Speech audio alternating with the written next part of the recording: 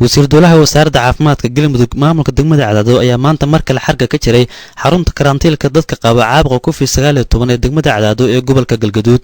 xaraka jirka xaruntan waxa wasiir dowlaha wasaaradda caafimaadka galmudug ku walinayay maamulka degmada Cadaado bahda caafimaadka degmada iyo xubno ka tirsan ururada bulshada rayidka agaasimaha isbitaalka Cadaado Dr. Ayub Cabdiqaadir Cabdullaahi ayaa sharaxay qaabka ay u howlgali doonta xarunta lagu karantiili doono dadka uu soo rito saf mareenka COVID-19 waxaan dib u howlgelinay muddo sanad ka bacdi ah maadaama cudurka COVID-19 farabaan wadanka ugu hayo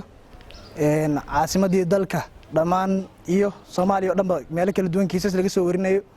in anaga dhankeena ka muujino dadaalka ku aadan COVID-19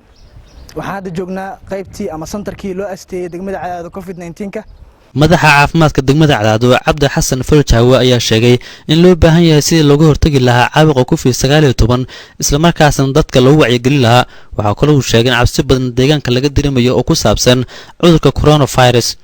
sida la og yahay oo la soo martay sanadkan dhamaaday iyo sanadka cusub inta gudihiisaba in uu cudurkii coronavirus dib noogu soo laba kacleeyay kadib sanadkii hore bartamihiisii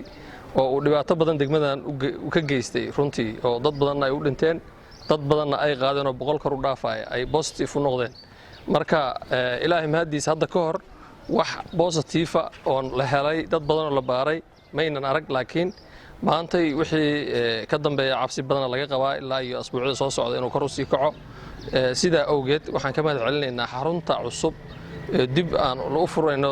las degmadu sakaashatay gudoomiyaha degmada Cadaado Cabdullaahi Cabdiraxmaan Xuseen Tootole ayaa sheegay in cudurkan uu si weyn u faafaya loona baahan yahay in la qaato wacyigelinta ku saabsan xanuunka safmareenka COVID-19 markii cudurkii coronavirus uu dib u soo laba kacleeyay cabsi weyn laga qabo Soomaaliya dhanna culayskaasi uu looga cabsi qabo meelana uu si toos ah uga jiro meelana cabsi laga qabo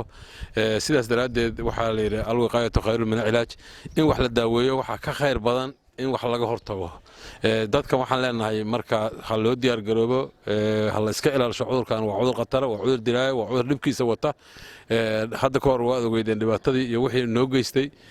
haddeerna kiimid ka daran baa laga cabsi qabaa marka waxaan leenahay marka koowaad ilaahay aan barino oo dadku ilaahay ha baryeen oo istighfaarta ha la badiyo wasiir dowlaha wasaaradda caafimaadka galmudug Axmed Mire Faafaale ayaa ugu dambeyntii sheegay in safarka uu ku soo gaaray Cadaado uu yahay sidii dib loogu furi lahaa dhammaan xarumaha lagu talagalay in lagu karantiilo dadka laga helo caabuqa COVID-19 waxaa sidoo kale maamulka degmada Cadaado bahda caafimaadka Cadaado uu ka dalbaday sidii xoogga loo saar lahaa wacyigelinta safmarka COVID-19 intaas kadib safarkan wuxuu ku taxalluqay laba arrimood arrin waxay ahayd in xarumihii karantiilka ay hore u diyaarsanaay dib boorka looga jafo maadaama cudurkii soo laba kacleeyay arrinta labaadna waxay tahay cudurkan waxa la isla og yahay waxa kaliya oo lagu la dagaali karaa wacyigelin waxaan rabnaa maamulka degmada Cadaado oo gudoomiye Tootole ugu horeeyo maayar elected hata la doortaa tahay waxaan codsanaynaa runtii in arrinta wacyigelinta xoogga ay saartaan oo maamulka degmada iyo bahda caafimaadka iskaashanaya xoogga la saaro in dadka la wacyigeliyo cudurkan laga wacyigeliyo halistiisa hore waa loo arkay waxna waa laga bartay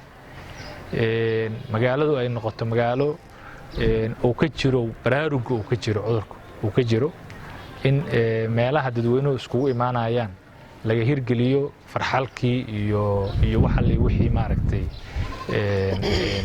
tilmaamahaas muujinaya in cudurka hortagiisa ama lagu badbaadi karo